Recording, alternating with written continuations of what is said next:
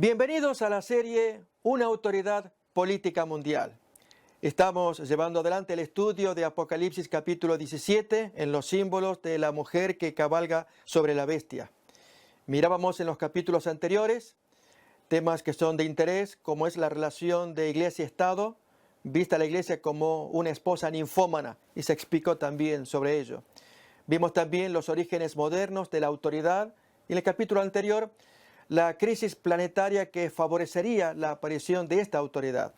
En el presente capítulo miramos la autoridad disputando terreno. Haremos un repaso rápido de lo esencial de lo que se vio hasta este momento. Algunos versículos que son clave, como este de Apocalipsis 17, versículo 17. Pues Dios ha puesto en sus corazones el ejecutar lo que Él quiso, que se pongan de acuerdo y den su reino a la bestia. Lo importante de esta descripción es que Dios ya vio el futuro, Él sabe lo que va a pasar y nos lo dice a través de la profecía bíblica. Y al revelarlo en Apocalipsis y dar las pautas para entender los significados de los símbolos, es bueno entonces que el creyente, el que confía en la palabra, pues siga el significado del símbolo y ver cómo va llevándose su cumplimiento. En este caso, que los reinos de la tierra se pongan de acuerdo y que le entreguen su reino y autoridad a la bestia, es algo muy significativo, pues esto lo estamos viendo hoy en su cumplimiento. ¿Con qué propósito? Nos lo dice Apocalipsis capítulo 13. Y que ninguno pudiese comprar ni vender, sino el que tuviese la marca o el nombre de la bestia o el número de su nombre. Notamos con ello que el conflicto terminaría, la historia de la tierra finalizaría con un conflicto de naturaleza comercial, económica. Esto es donde no se pueda comprar ni vender, excepto aquellos que estén marcados. Habíamos usado la ilustración de cuando se aplica la herradura caliente al animal para indicar la posesión del dueño. En este caso es algo similar, van a llevar una marca a aquellas personas que quieran seguir viviendo en el reino de Babilonia, comprando y vendiendo. Lógicamente surge la pregunta, ¿y esto cómo puede ser? Así fue como preguntó María Virgen al ángel Gabriel cuando él le revelaba de parte de Dios que lo que ella concibiría en su vientre, esto es, al niño Jesús, vendría del cielo. No sería por concurso humano. ¿Y esto cómo puede ser? Así también nos preguntamos nosotros, ¿cómo esto puede ser? Que se cumple lo que estamos leyendo de la profecía bíblica. Bien, Dios tiene instrumentos o vehículos que hacen cumplir la profecía. Vamos a ver a continuación, también en forma de repaso de lo que ya estudiamos, ejemplos de tales vehículos, ya sean políticos, económicos, militares, aún el azar, que hacen cumplir la profecía. Miremos acá, por ejemplo, 5 profecías que fueron reveladas antes de que se cumplieran. La primera, por ejemplo, la liberación israelita de la esclavitud egipcia. Cuando los israelitas escucharon este mensaje, se alegraron sobremanera. Pero he aquí que más bien vino lo opuesto. La dureza de parte de los esclavizadores sobre esta pobre gente, al hacerlos trabajar y hacerlos sangrar para que produjeran lo que los esclavizadores querían. Pues ¿cómo se podía cumplir esta profecía de que el pueblo sería liberado y parecía imposible? Pues Dios ya lo sabía y Él había revelado que lo haría a través de los azotes divinos o plagas que caerían sobre la tierra de Egipto, como miramos esa imagen alusiva. O aún la fractura del reino davídico, que en tiempos de David fue un reino glorioso, se expandió sobremanera, aún en tiempos del rey Salomón, en su buen tiempo, pero luego él se corrompió. Y entonces vino la profecía de que se fracturaría. Bien, ¿cómo se produciría esto? Aquí tenemos por medio del incremento de impuestos por parte del hijo de Roboam, del abuso económico. Y entonces allí el reino se fracturó. Una porción quedó para Roboam y las otras 10 tribus para su enemigo, el siervo de Salomón, Jeroboam. Y ahí miramos la imagen del meñique en forma abusiva, que si estos fueron la exacción, los impuestos del rey Salomón, esto es lo que a ustedes les viene y miren más todavía. Esto fue lo que quiso decir allí Roboam. O la siguiente profecía, la caída del reino o del rey Acab y los perros lamiendo su sangre. Esto se lo dijo el profeta Elías a Acab al descubrirle el pecado de la sangre de Nabot. Bien, ¿cómo se produjo? El azar, que Dios lo vio o lo previó. Cuando una flecha perdida dio en el costado de Acab y él perdió sangre y así falleció y los perros lamieron su sangre. O la siguiente profecía. ¿Cómo se produciría el exterminio de la casa regia de Acab? Bueno, fue por medio de Jehú, un oficial del ejército de Acab, en una rebelión militar en la que él llevó adelante el exterminio de toda la familia de Acab. Él previamente había sido ungido para hacer semejante acción. O aún la profecía del nacimiento del Mesías. ¿Esto cómo se llevaría adelante? Fue por medio del empadronamiento por orden de Augusto César. Recordemos que en esos días aún Herodes, él consultó a los sacerdotes dónde nacería el Mesías de acuerdo a los oráculos. Y ellos respondieron correctamente, pero nadie sabía cómo podría llevarse adelante. Y fue mediante la orden de un pagano, del emperador Augusto César. Esto muestra entonces que Dios tiene maneras de hacer cumplir la profecía. Pues entonces lo mismo cabe ahora para el cumplimiento de lo que estamos estudiando, del dominio de la bestia sobre el planeta. Este punto va a ser interesante de recordar. También lo examinamos, lo hacemos rápidamente ahora. Fue cuando Peter Turkson, el 24 de octubre del 2011, publicó un folleto de 41 páginas que causó un impacto mundial, pero negativo dentro del Vaticano, por una reforma del sistema financiero y económico internacional en vista de una autoridad pública. Al punto que Turkson, miramos la imagen, este cardenal dijo estas palabras en un reportaje. El texto que él publicó no es un dogma. No nos perdonan haber puesto en duda el capitalismo liberal. Lo que hizo Turkson fue animarse a escribir sobre un asunto que hasta ese momento, desde el Vaticano, habían bajado ya la intensidad de las peticiones y urgencias. ¿A qué nos referimos? Notemos en la siguiente imagen la crítica que recibió Turkson por haberse animado a publicar sin consulta al papado. Leemos acá. Según diferentes fuentes, este documento de Turkson habría desencadenado la cólera del secretario de Estado, Tarcisio Bertone, y del mismo Papa, que consideran que el dicasterio o la oficina de Turkson no tenía la tarea de llevar a cabo un análisis de ese tipo que fue presentado a la prensa poco antes de que comenzara el G20 de Cannes. El grupo de los 20, una famosa reunión importante de las naciones que tenían que ver con economía. Tanto que el vaticanista, el periodista Sandro Magister, sostiene que este documento desconcertó a muchas personas del Vaticano y de otros lados, que está en flagrante contradicción con la encíclica Caritas in Veritate del Papa Benedicto XVI. Y este es un punto que vale la pena retocar. Y es el siguiente. ¿Cómo es posible que se dijera que está en contradicción cuando ya examinamos en el capítulo anterior que son exactamente lo mismo? Los puntos que Turkson trajo se basó en la encíclica de Benedicto XVI publicada 2 años atrás. Así que no hay contradicción. ¿Por qué la cólera del Vaticano y en particular del Papa? Porque ahora Turkson tomó la iniciativa de dar un paso adelante. Esto muestra ya la debilidad del líder católico Benedicto XVI, que para ese tiempo, estamos hablando del 2011, ya muestra los síntomas de que él no puede llevar adelante el programa que se había propuesto en el 2011 cuando publicó su encíclica, el 2009, de Caritas in Veritate. ¿Qué significa esto? Recordemos lo que se estudió. En el 2011 fue un año clave. Se habían reunido en agosto en la ciudad de Lindau, Alemania, los principales cerebros de economía mundial. 17 premios Nobel, 350 doctorados o postdoctorados sobre economía, y en 4 días estudiaron el tema para ver si había un plan de salvataje para la economía mundial. Y el resultado fue absolutamente un fracaso. Esto ya lo miramos en el capítulo anterior. Ahora se aproximaba el grupo el G20, la reunión en Cannes, que se realizaría 10 días más tarde para estudiar el tema. ¿Qué es lo que estudiarían cuando había síntomas de queja mundial? Acordémonos lo que había pasado desde mayo de ese año, 15 de mayo, en España.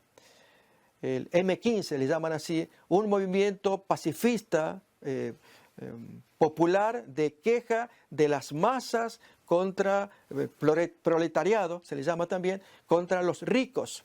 Bien, esto fue pacífico en España, pero causó un impacto en Estados Unidos con el Occupy Wall Street, que se llevó a cabo el 17 de septiembre, también del año 2011.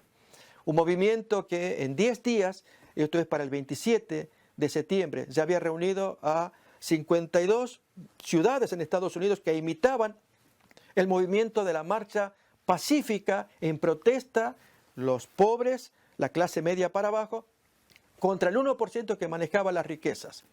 Tanto que para un mes después, 15 de octubre, también del año 2011, 1.051 ciudades de 90 países se quejaban, se les llamó la furia, en todas partes del mundo, el mismo problema, la queja de los pobres, llamado el 99%, contra el 1% de los ricos. A esto, en esos días, se publica un artículo de Bill O'Reilly. También lo examinamos en el capítulo anterior para recordar nada más. Y era ya el caso de postración de este país, de Estados Unidos, ya próximo a la bancarrota. Por lo tanto, ¿quién puede salvar la economía mundial? Y allí es que Turkson se anima a escribir lo que Benedicto XVI, 2 años atrás, en el 2009, había dicho, que urgía la presencia de una autoridad política mundial que pudiera manejar la economía en crisis, buscando su saneamiento. Bien, esto fue lo que hizo Turkson, pero ¿qué es lo que le valió? El reproche de parte de sus jefes. Es extraño, ¿verdad? ¿Qué muestra esto? Hacía falta la presencia de un nuevo líder. Efectivamente, para marzo del 2013, sube al pontificado Francisco I, hay mucha expectativa con su persona, y aquí que 2 años más tarde publica su encíclica Laudato Si, de la cual miramos allí la imagen. El argumento que presenta Francisco, básicamente leemos ahí, desearía que todos asumiéramos el compromiso de respetar y custodiar la creación, de contrarrestar la cultura del desperdicio y del descarte, para promover una cultura de la solidaridad y del encuentro. Un hombre que se llega a las masas y tiene claro su objetivo, que vamos a ir examinando de aquí en más. Básicamente es atender las necesidades planetarias y principalmente lo que hace al daño ecológico. De allí es que él lleva la propuesta de un cambio ecológico. Los países se le van sumando excepto uno y el más importante, Estados Unidos, no con la presidencia contemporánea de Francisco I, esto es el liberal Barack Obama, sino el siguiente, el republicano Trump, del cual ya vamos a mirar. Por un lado, entonces, el saneamiento del planeta, él le va a llamar la casa común, y por otro lado, la defensa de los trabajadores. Otro asunto que también afecta a los capitalistas. Por lo cual, entonces, Francisco lleva un programa y es resistido por el gobierno republicano conservador de Estados Unidos. Pero miremos entonces los principales puntos que subrayamos de la encíclica Laudato Si, publicada el 24 de mayo del año 2015. En el párrafo 128 leemos así: el gran objetivo debería ser siempre permitirles a los pobres una vida digna a través del trabajo. Noten que estas expresiones van a caer mal a los ricos. Y efectivamente, allí cuando Francisco I lanza su agenda, su evangelio a favor de la restauración de la naturaleza, de la ecología, del planeta, y a favor de los trabajadores, su familia y aún el descanso del trabajador, los ricos que manejan la producción y el trabajo, que llevan las riendas al respecto y con lo cual pretenden más dinero, ellos se van a sentir resentidos con estos planteos. Así que vamos a apreciar mejor el contenido de lo que dijo Francisco I y ya vaticinar el rechazo firme de parte de los ricos conservadores y republicanos. Pero la aparición de la economía ha propiciado un tipo de avance tecnológico en que se reducen los costos de producción al despedir a los trabajadores y reemplazarlos con máquinas. Esto es efectivamente lo que hacen los capitalistas. Les interesa más la producción, el dinero, y si es por medio de máquinas que reemplacen a los trabajadores, tanto mejor. Se gana más dinero y se evita todo este problema de gente a la cual hay que atender, e incluso sus quejas, y cuando se levantan sindicatos, cuanto más. Es un modo más como la acción del ser humano puede volverse en contra de él mismo. Noten ahora un planteo certero de Francisco contra los capitalistas. Dejar de invertir en las personas para obtener un mayor rédito inmediato mediante las máquinas es muy mal negocio para la sociedad. ¿Notamos? Ahora, en el párrafo 237 va a incluir otro asunto que tiene que ver con el trabajador, la familia y el descanso. El capitalista preferiría hablar más bien del trabajo y que produzca y que trabaje 7 y si hubiera 8 días en la semana también, con tal de que produzca y así llega mejor dinero para el dueño. En cambio, Francisco va a hablar más a favor de la familia y del descanso. Miremos. El domingo, la participación en la Eucaristía tiene una importancia especial. Ese día, así como el sábado judío, se ofrece como día de la sanación de las relaciones del ser humano con Dios, consigo mismo, con los demás y con el mundo. Aquí es llamativo el planteo que Francisco I hace del domingo basándose en la teología del sábado.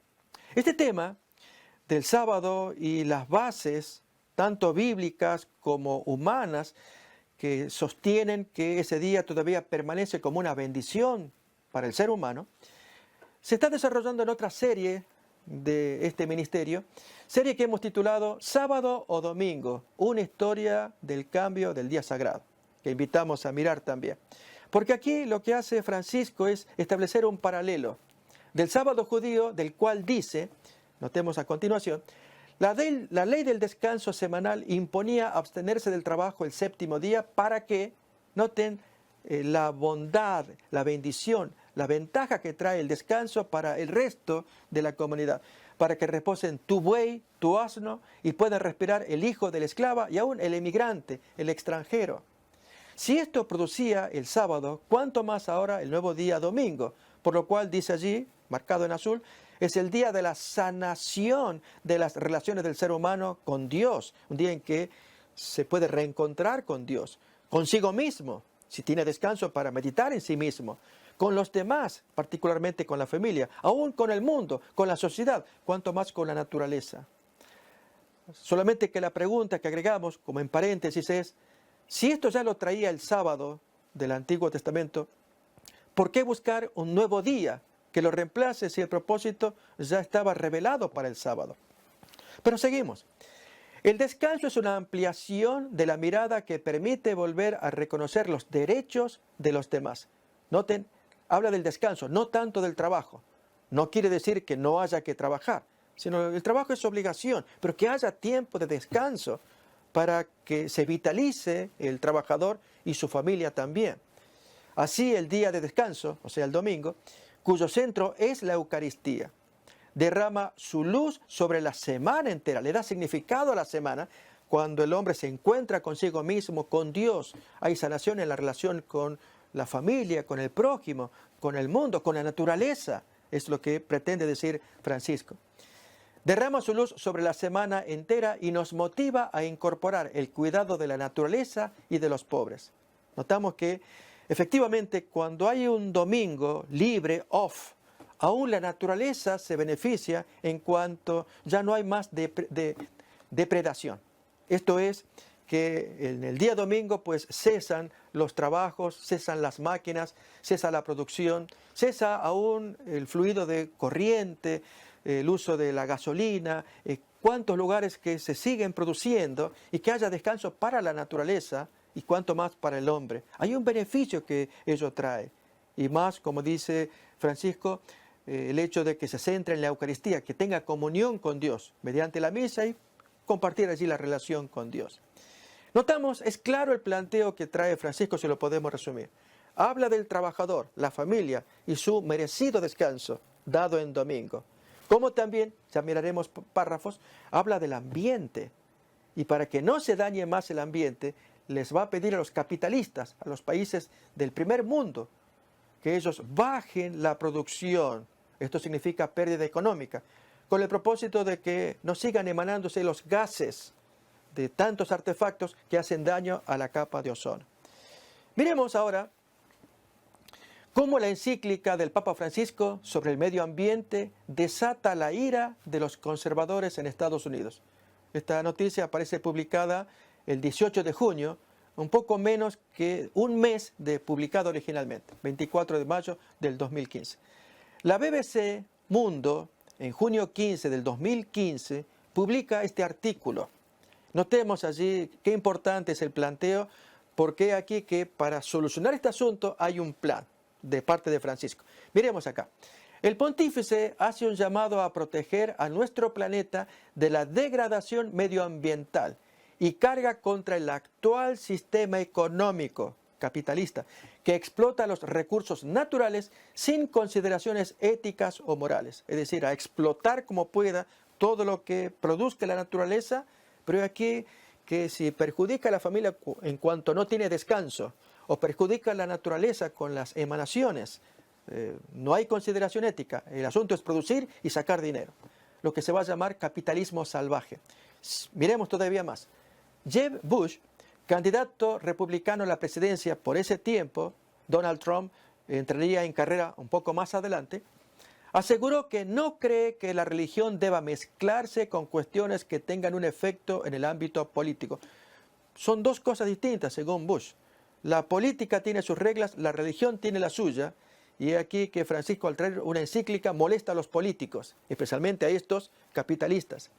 Se unió así al coro de políticos, empresarios y medios conservadores que en los últimos días han atacado al Papa Francisco por opinar sobre un tema que creen no le compete. Él no tiene que meterse en ese asunto. Esta encíclica, la primera de un pontífice dedicada enteramente al medio ambiente, ha dado nuevos argumentos a aquellos en Estados Unidos que creen que el Papa es demasiado liberal, al estilo de Barack Obama, que era el presidente contemporáneo en ese momento, o incluso de tendencias comunistas.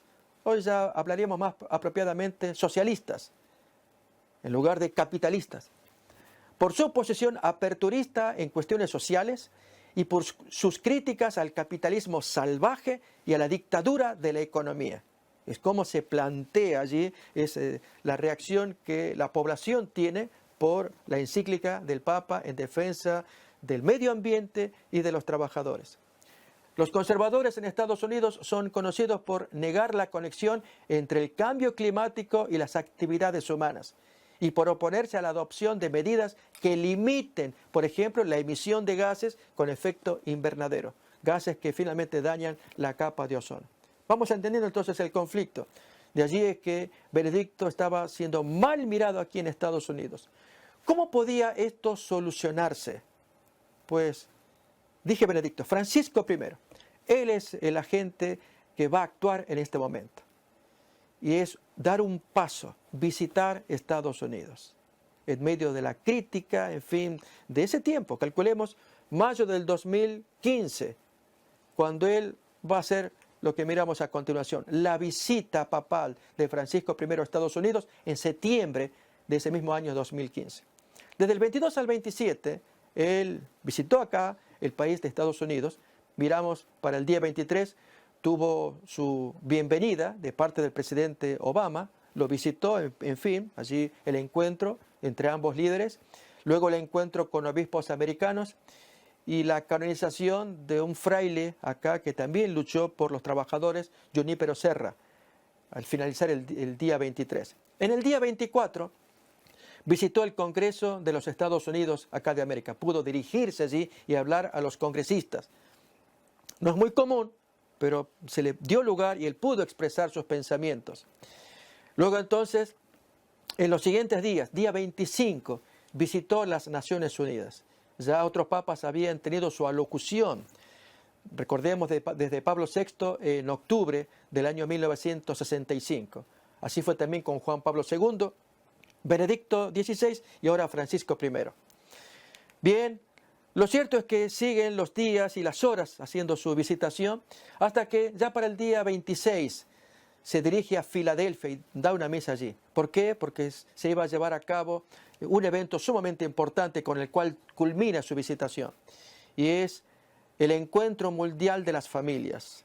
Este fue un asunto sumamente interesante y querido por parte de la población. Él recibió una ovación sobremanera grande por defender la familia. Notemos, Francisco trae un plan, un evangelio, defender el medio ambiente, que haya un cambio climático de parte de los países que firmen acuerdos para no dañar más el planeta. Y por otro lado, defender la familia y al trabajador, y que incluya un descanso digno para él, como es en el día domingo. Esto es lo que él se trajo. Básicamente fue apreciado todo el planteo que trajo, no así de parte de sus enemigos, en este caso los republicanos. Bien, acá estamos mirando ya cuando Donald Trump con un miembro del gabinete ya están próximos a tomar la dirección del país, 20 de enero del año 2016. Allí es cuando finalmente se va a ser elegido como presidente electo ya. Pero ocurre algo. Vamos a mirar. Trump queda solo sobre el cambio climático. Miremos, en el año de su primer año de mandato, dice acá, el presidente electo va en contracorriente en su postura sobre una lucha respaldada por más de 100 naciones. Como capitalista, que es conservador se le llama, republicano, lo cierto es que él está en contra de firmar o comprometerse en algo que signifique mermar la producción, para él es perder dinero, aunque esto traiga daño a la capa de ozono.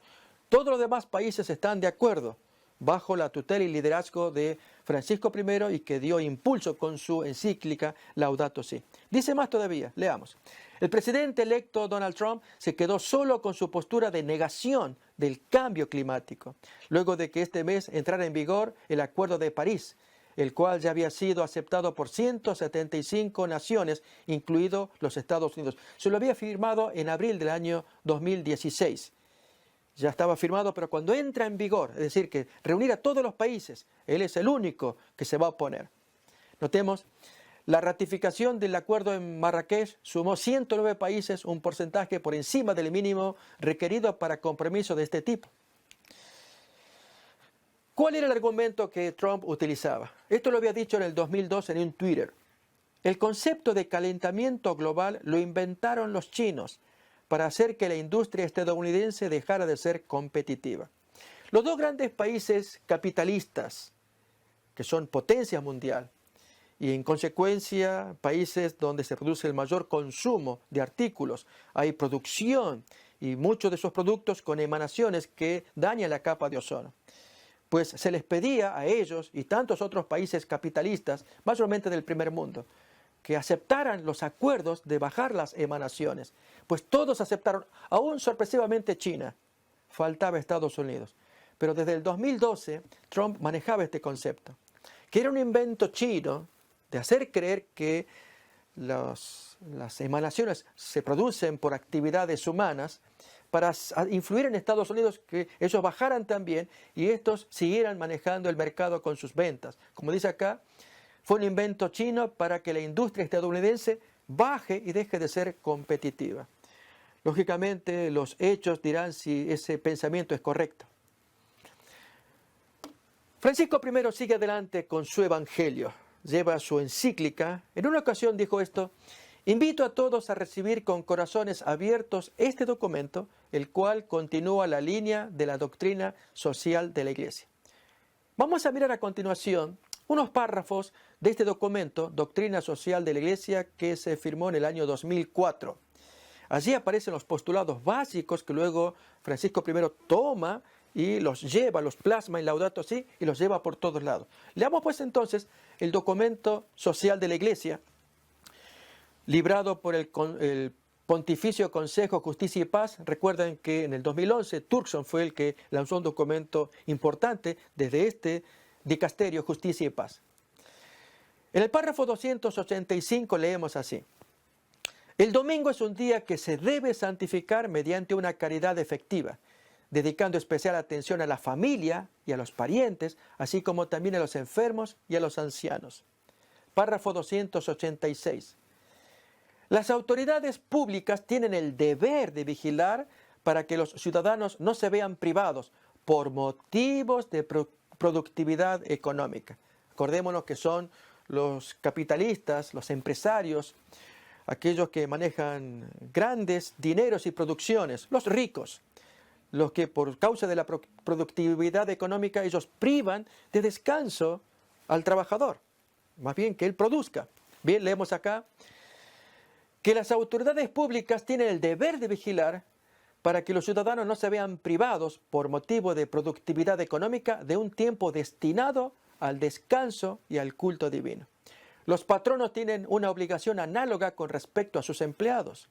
Los cristianos deben esforzarse, respetando la libertad religiosa y el bien común de todos, para que las leyes reconozcan el domingo y las demás solemnidades litúrgicas como días festivos. Note, el consejo es que los cristianos pugnen, hagan presión a las autoridades civiles para que se reconozca el domingo como un día digno de que el trabajador lo pueda tomar y no ser despedido o amenazado por parte de su empleador que quiere que siga la producción, el trabajo en día domingo. Bien, miremos aspectos del movimiento de Francisco I en esta línea.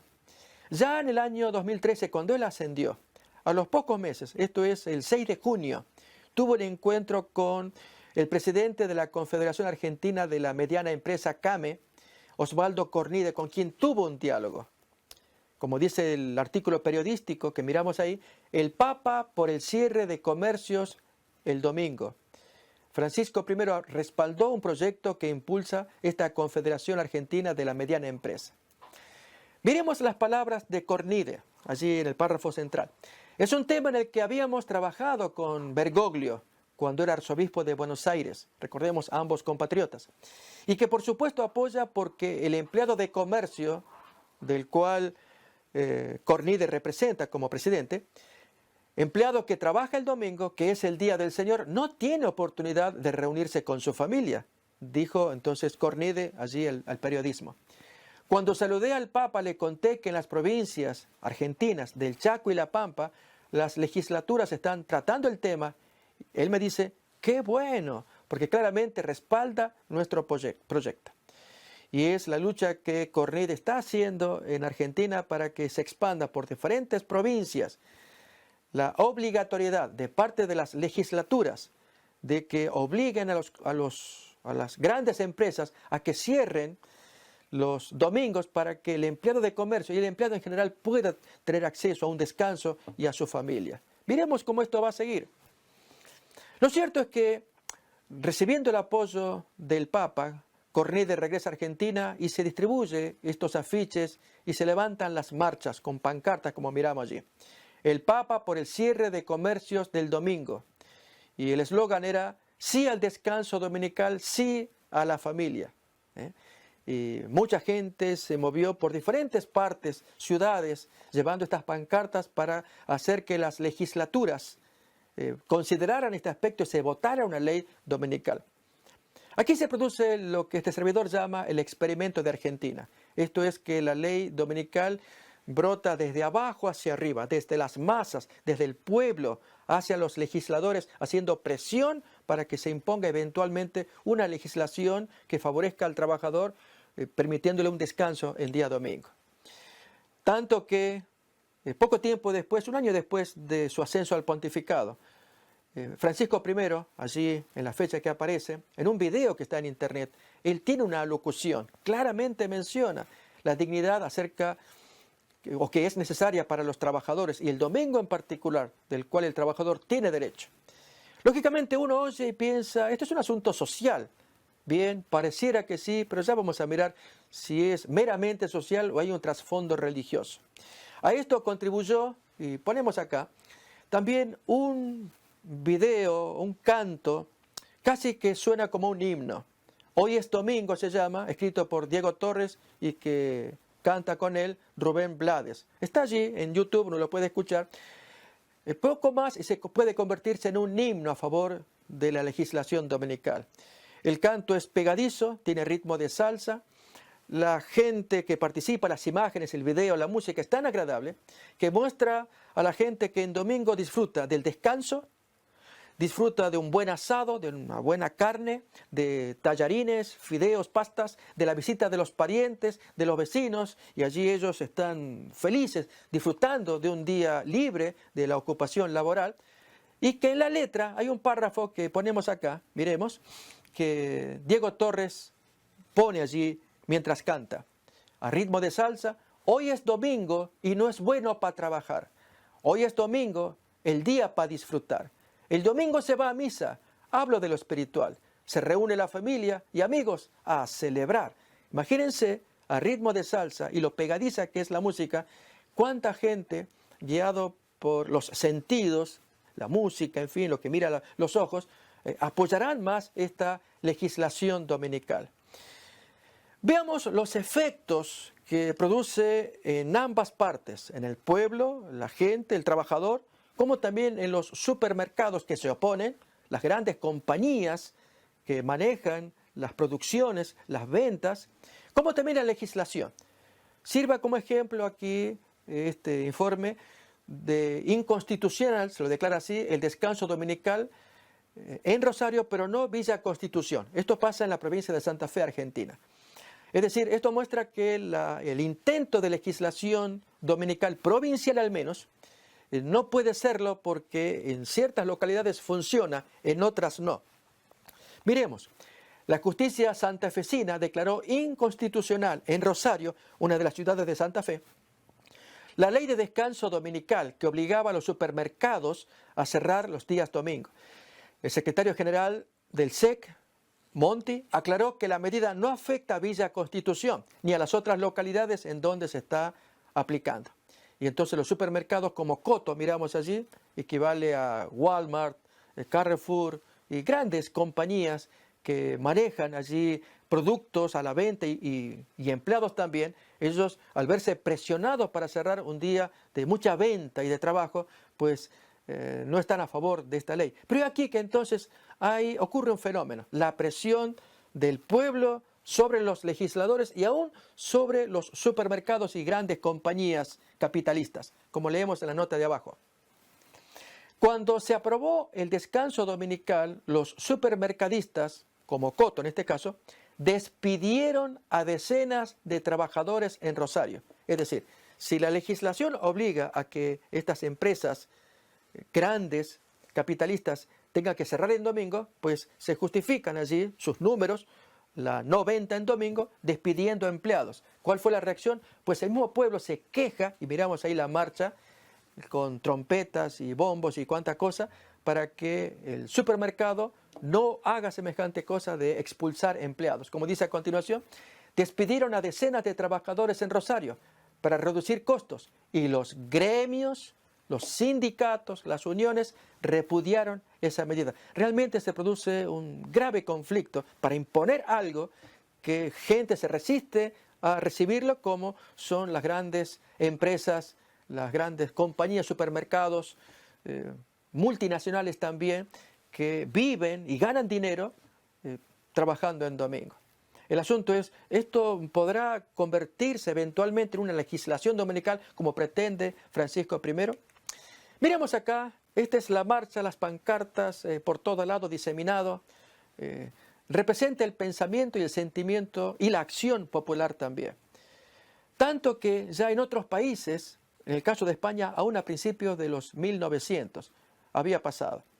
Como leemos allí, la ley del descanso dominical aprobada por el Congreso de los Diputados es una ley que sirvió para que en la España de principios del siglo XX, o sea, en los 1900, se avanzara en favor de los derechos de los trabajadores. Notemos, ese es el argumento que se usó en aquel tiempo en España.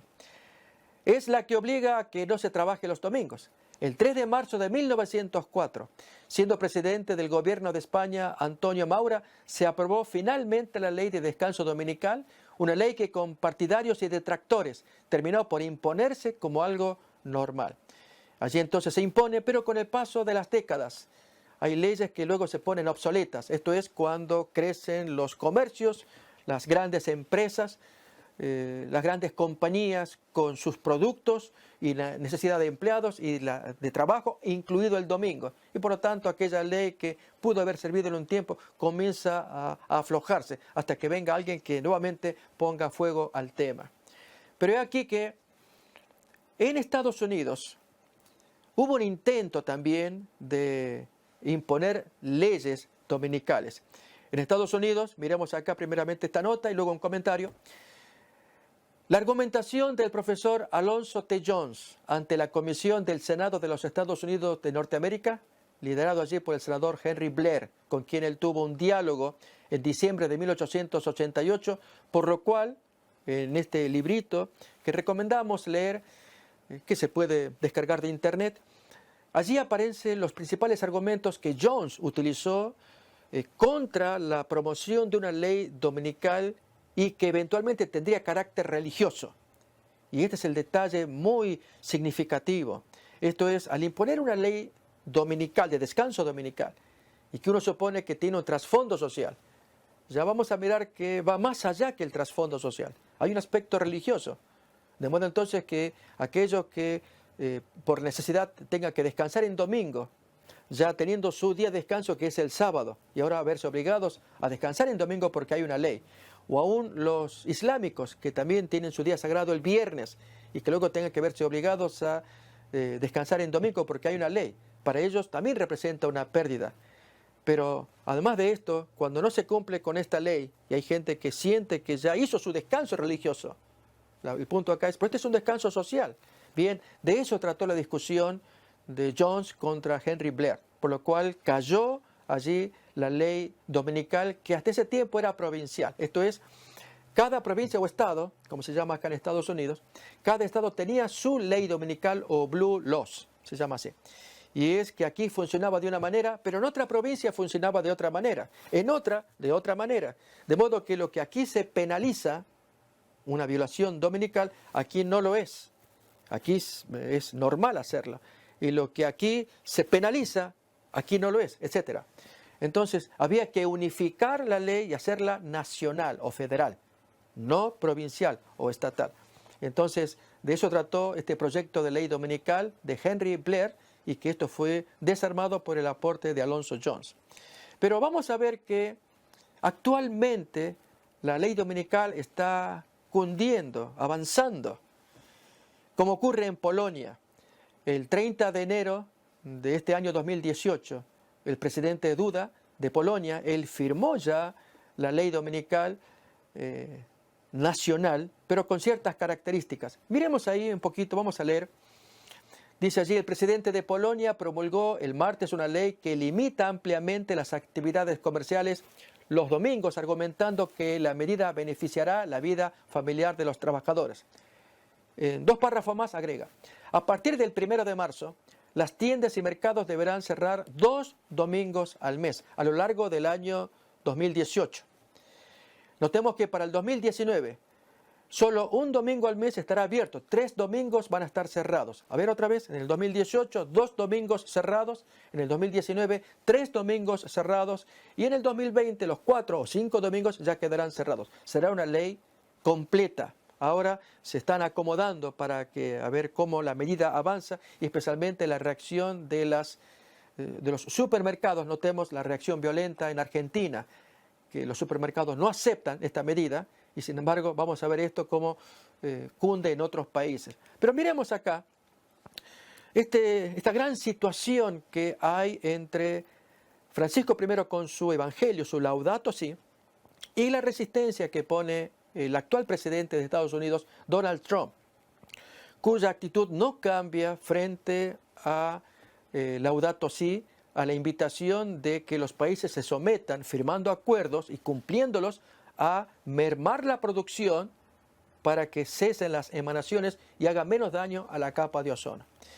Miremos lo que dijo Francisco I ante esa resistencia.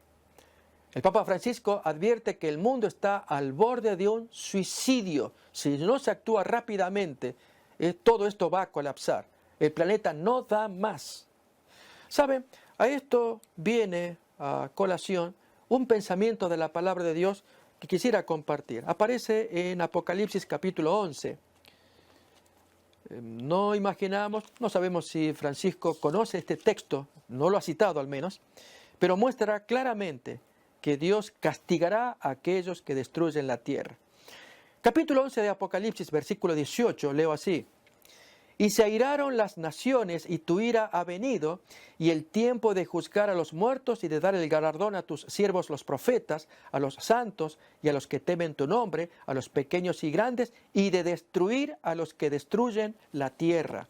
Apocalipsis capítulo 11, versículo 18. Esto muestra entonces que Dios va a cumplir lo que Él está diciendo, se está destruyendo la tierra. Y Francisco I está advirtiendo de este problema gracias a estudios científicos y pruebas que se traen, las cuales, lógicamente, Trump desmiente o contradice. Miremos que se llama documento histórico al acuerdo logrado, el Acuerdo de París se llama. Miremos acá. El primer ministro del Reino Unido, David Cameron, celebró el acuerdo logrado en París, al que calificó como un enorme paso para asegurar el futuro del planeta. Este acuerdo significa que todo el mundo ha firmado para asumir su parte en la detención del cambio, del deterioro climático. El Acuerdo de París pues se llevó a cabo en abril 22 del año 2016 con 193 países que lo firmaron, excepto Estados Unidos. No solamente que no firmó, miremos todavía más, Trump retira a Estados Unidos del Acuerdo de París contra el cambio climático. Él no va a participar más en discusiones, directamente no se sienta más a tratar el tema. El presidente da un giro aislacionista, esto es en 1 de junio, pocos meses después de que se firmara el Acuerdo de París. Da un giro aislacionista y abandona la lucha contra uno de los desafíos más inquietantes de la humanidad. Estados Unidos ha dejado de ser un aliado del planeta. Notemos cómo este artículo publicado en El País de Estados Unidos dice así. Nuevamente, Donald Trump dio rienda suelta hoy a sus creencias más radicales y decidió romper con lo que Trump llama debilitante, desventajoso e injusto Acuerdo de París contra Estados Unidos, contra el cambio climático. Él da rienda suelta y entonces contra el cambio. La retirada del pacto firmado por 195 países marca una divisoria histórica. Con la salida, el presidente de la nación, que de paso ya Barack Obama había firmado, él era parte, él estaba de acuerdo en apoyar que se haga un estudio para cambiar el deterioro del clima y aceptar todo lo que los científicos y los acuerdos llegaran a decir. Pero Trump se niega contra ello. Dice acá, el presidente de la nación más poderosa del mundo no solo da la espalda a la ciencia y ahonda la fractura con Europa, sino que abandona la lucha ante uno de los más inquietantes desafíos que tiene la humanidad. De allí que el articulista dice que la era Trump, oscura y vertiginosa, se acelera. Va a un desastre en cuanto a su liderazgo. Una predicción, por lo menos, que aparece de junio del año 2017. Pero hay maneras en que las cosas pueden cambiar. Y este es un punto interesante. Las catástrofes naturales. ¿Será posible que tengan que aparecer catástrofes para que entonces se observe la necesidad de ponerse de acuerdo, de firmar y acatar lo que los acuerdos digan para que no se deteriore el cambio climático? Y a la vez dar espacio a los trabajadores y a las familias y que favorezca un descanso dominical. Bien, las catástrofes lo pueden hacer. Vamos a mirar no solamente catástrofes, sino también otro tipo de calamidades sociales. Como miramos acá en El Salvador, esto apareció publicado en enero del año 2016, donde legisladores, allí menciona del diputado Antonio Almendaris, con el apoyo de algunos diputados de otras fracciones parlamentarias, propuso ayer que se implemente la lectura de la Biblia en los centros educativos como parte de un esfuerzo para combatir el ambiente de violencia que se vive en el país. Interesante. Hay un clima de violencia, estas calamidades sociales, calamidades naturales, que obligan a que se busque un acuerdo y especialmente que se dignifique al trabajador, se ayude a la naturaleza, pero especialmente se escuche la voz de este vocero de Dios, que se llama así el vicario de Cristo. Y eventualmente la propuesta que Francisco trae, que vamos a ir mirando, es la implantación de una marca. ¿Cuál es? El descanso dominical. Miremos acá, Vamos a repasar citas que son importantes e interesantes, que es el caso de este texto de 2 de Crónica, capítulo 20. Josafat una vez dijo así: creed en Jehová vuestro Dios y estaréis seguros. Creed a sus profetas y seréis prosperados. Allí en Apocalipsis, capítulo 19 y capítulo 22, se nos revela al ángel acompañante de Juan, quien llama profetas a sus compañeros de servicio, o consiervos también, que cargan consigo el espíritu de la profecía. Ya hemos comentado acerca de este tema del espíritu de la profecía. Este servidor entiende que este espíritu de la profecía se manifiesta en los escritos de Elena White. Y en uno de sus libros, varios que ella tiene, dijo cosas que son sumamente interesantes, y al ver la tendencia del fenómeno que está ocurriendo actualmente, del movimiento de las naciones, las calamidades que se están produciendo también, más el desorden social, el desastre ecológico, la propuesta de un día off para la familia y para el mundo también, un día verde, se le llama así, o un día ecológico como es el domingo, veremos a la luz de este pensamiento que leemos a continuación, si no estaremos ya prácticamente al borde de que estas cosas se cumplan. Leemos ahí de Elena White: cuando los Estados Unidos, el país de la libertad religiosa, se una con el papado para forzar la conciencia y obligar a los hombres a honrar el falso día de reposo, o domingo, los habitantes de todo el país del globo serán inducidos a seguir su ejemplo. De acuerdo a este pensamiento, va a comenzar con Estados Unidos. Ahora actualmente es un laboratorio en Polonia, que va a llevar su tiempo hasta que sea algo completamente nacional. Pero aquí este pensamiento nos dice que Estados Unidos va a producir el efecto dominó. Esto ya ocurrió en el año 2008, acordémonos con Lehman Brothers, cuando cayó la economía acá en Estados Unidos y tuvo efecto dominó a nivel mundial. El gran desastre del año 2008 y en adelante. Dice otro pensamiento de Elena White: las naciones extranjeras seguirán el ejemplo de los Estados Unidos. Aunque este país va a la cabeza, la misma crisis sobre la controversia entre el sábado y el domingo afectará a nuestro pueblo en todas partes del mundo.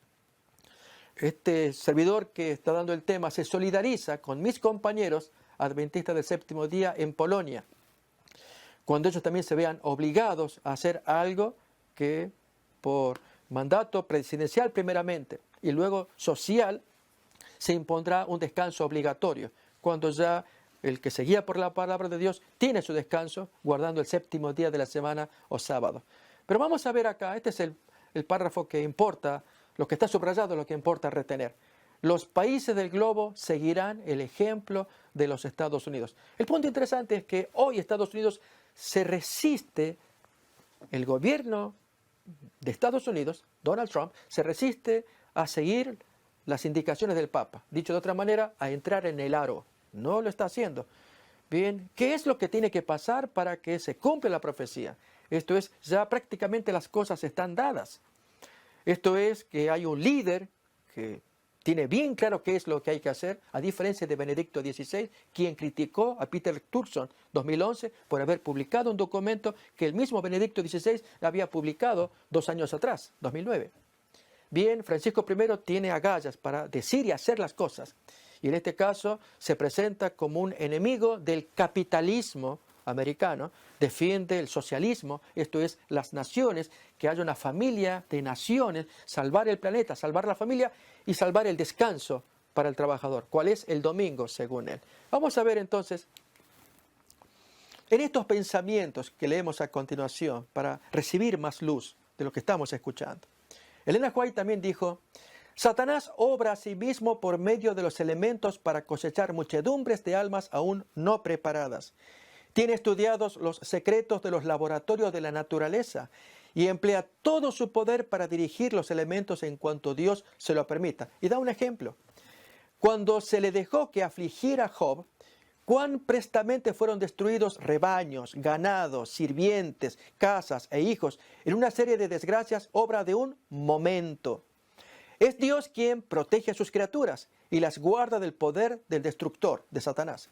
Pero el mundo cristiano ha manifestado su menosprecio de la ley de Jehová, y el Señor hará exactamente lo que declaró que haría. Si actualmente los países defienden la práctica homosexual, esto es casi universal, ¿No será tiempo que Dios tenga que actuar soltando a los demonios para que hagan el daño?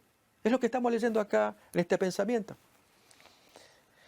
El Señor hará exactamente lo que declaró que haría. Alejará sus bendiciones de la tierra y retirará su cuidado protector de sobre los que se rebelan contra su ley y que enseñan y obligan a los demás a hacer lo mismo. Satanás ejerce dominio sobre todos aquellos a quienes Dios no guarda en forma especial. ¿Y de qué modo Satanás puede hacer daño? Ya lo vimos en el caso de Job, pero miremos ahora esta descripción. Al par que se hace pasar ante los hijos de los hombres como un gran médico que puede curar todas sus enfermedades. Satanás producirá enfermedades y desastres al punto que ciudades populosas sean reducidas a ruinas y desolación. Ahora mismo está obrando. Ejerce su poder en todos los lugares y bajo 1000 formas. En las desgracias y calamidades de mar, de tierra, en las grandes conflagraciones, en los tremendos huracanes, en las terribles tempestades de granizo, en las inundaciones, en los ciclones. Pensemos en los incendios, en las mareas extraordinarias y en los terremotos. Destruye las mieses casi maduras y a ellos siguen la hambruna y la angustia. Propaga por el aire emanaciones mefíticas y miles de seres perecen en la pestilencia. Pero ¿cómo puede ser posible que Dios permita que Satanás haga semejante desgracia sobre la raza humana?